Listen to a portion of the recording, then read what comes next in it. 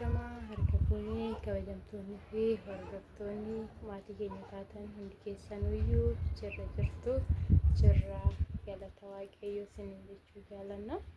Nagaa jirtu nagaa keenya jirra galata waaqayyoo. Akkasumas viidiyoo samuunii hojjechaa jirre irratti jechuudha. Hinaan illee viidiyoo gallakkistee turte argitanii jirtu jechuudha.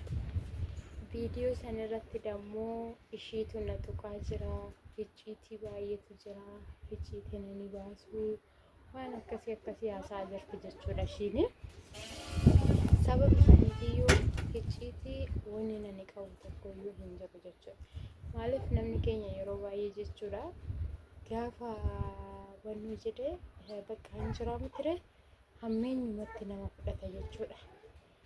Bakka jireenya kee akka ati gammachuudhaan hin jiraan bakka karaa garaagaraatiin jechuudha si miidhuuf deema jechuudha. Kana malee ani wanni nan icciitii tokko icciitii yookiin sinala qabu tokkoyyuu hin jiru jechuudha. Waa'ee daa'imaallee duraayyuu ni beektu. Icciitii kan duraayyuu ni beektu haarawaa miti isiniif jechuudha. Ishiin garuu har'a akka haarawaa gootee akka waan kun addisii fakkeessite har'a haasaa jirti jechuudha. Kun waan addisii miti. Waan yookiin har'a yookiin kaleessa ta'e miti. Waan waggaa tokkoon dura ta'e haasaa jirti. Rakkoon qabu. Namni tokko dammoo jechuudha. Kaayyoo fi abbaatu beeka. Ani kan na bulchu mana kooti. Ishiis kan ishii bulchu mana ishiiti. Garuu immoo yeroo baay'ee jechuudha. Bakka hin jiraama ture akka ati gammachuudhaan hin jiraan bakka halluma nama jeequu waan akkasiitiin natti deemti jechuudha. Inaani sababa saniifiyyuu rakkoo hin qabu. Icciitii baay'ee jira jettee icciitii ishii isinitti himtu sanii immoo mee hin laalla. Ani icciitii wanni nani qabu tokko hin jiru. Wanni icciitii nani uffadhee yookiin maaliif ol kaa'ee guduunfee tokko seenumaafiyyuu hin jiru jechuudha.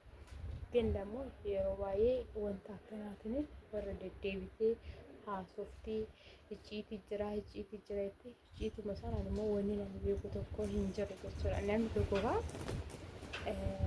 fakkeenyaaf anamma hinaan jechuun anaaf akka waan obboleettii kootitti jechuudha. Akka obboleettii kootitti tannaqa natti dhufti akkasitti wal ilaalla jechuudha. Sila nama icciitii walii baasee icciitii walii haasa'uu danda'u iyyuu miti jechuudha. Akka hiriyyuma hittillee waan hundumaaniyyuu jechuudha. Jenni yeroo baay'ee ishiin dammoo bakka hin jiraamu ture karoota garaagaraatiin wantoota garaagaraatiin jechuudha. Bakka waan akkasiitiin natti deemti jechuudha. Ani garuu viidiyoo hin gadda hojjedhe irratti illee abbaa miliyoonitti nani madha jedheen ture. Garuu abbaa miliyoon arguu hin dandeenye. Gizeen kun immoo sa'aatiin kun sa'aatii hojiiti. Namni hundumtuuyyuu jireenya uffataa ofiitiif kaata malee namni jireenya namaatiif sammuu ofii dhukkubsuu hin jiru jechuudha.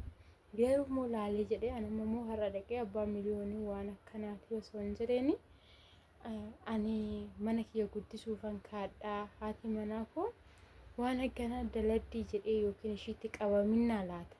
Waan akkasii fudhadhee sananan zimmi jedhee malee yeroo baay'ee akka ishiin naan jettuun bakka hin jiraamu ture yoo karra kiyya afoolee dabartu jechaan na tuqaa deemti jechuudha. Yeroo baay'ee ijoolletti faafakkeessite waan akkanaa na gochaa jirti jechuudha. Inaangin immoo waan baay'ee keessa darbee hin dubbadhu jechuudha. Hin dubbadhu. Inni biraa dammoo namni tokko jechuudha osoon akkuma nama fakkeenyaaf fi hoon kana jedhee abbaa miliyoonii waan akkanaa jedhi jireenyi ishii badaminaa jedhee sodaadhu san osoo ishiin illee naa ilaalte jireenya kiyya keessatti haala viidiyoo kana hin arga jechuudha. Maatiin koo arguu danda'u, abbaan manaa koo arguu danda'u. Mistira kaleechaa san yeroo ishiin jettu kanaan ala mistirri nu hin beekne jira. Maalidha inni mistirri nu hin beekne jedhanii sammuu isaanii keessa fudhachuu danda'u jechuudha. Abbaan manaa koollee akkas jedhee jecha kana keessa fudhachuu danda'a jechuudha. Kanallee naa ilaalaa hin jirtu jechuudha ishiin. Ani garuu immoo haa ta'u bakka rakkoo hin qabu jedheetuma yeroo baay'ee jalaa zim jira. Ittuma fakkaateedhaaf haasofti ilaalaa yeroo jedhu jira. Garuu mijoon tuni osoo icciitumtuu osoo jiraate jechuudha. Osoo icciitii kana baase akkam taati manni ishee akkam ta'e inna laata.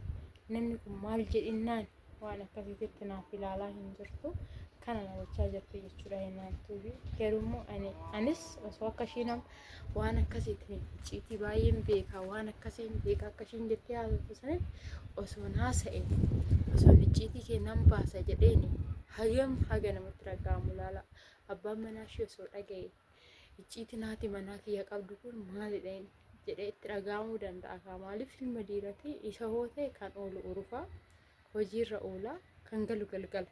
Nu garummoo kan oolu mana keenya ganama yoo ol biraa baane galgala. Hundumti keenya jireenya mataa keenyatiif kaanna jechuudha.